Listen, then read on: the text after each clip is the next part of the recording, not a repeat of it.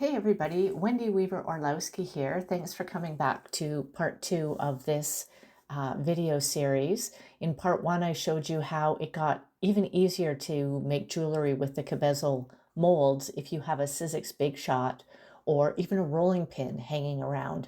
And in this video, I'm going to show you how easy it is to cut around those. Okay, so my mark is here. Hold your blade parallel to the edge. I would rather leave a little extra than to go too close and cut into the bezel, because after it's baked you can take a piece of sandpaper and you can just swipe it along the sandpaper and get rid of the little burrs. But if you cut into the bezel, well, there's no adding it back.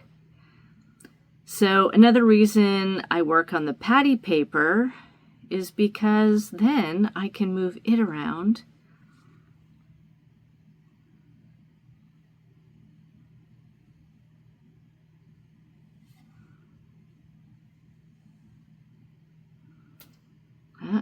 I see my mark, it's way over on the other side, so I know I'm not nearly done. Keep going. I'm coming up to that mark. Done.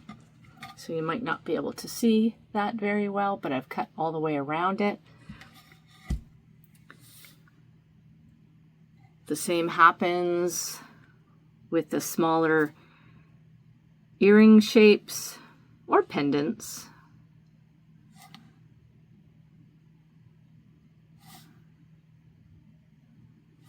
And I also suggest that you do a sort of a dry run. Maybe just use scrap clay your first couple of times till you get the hang of cutting. That one's done. Make a mark over here.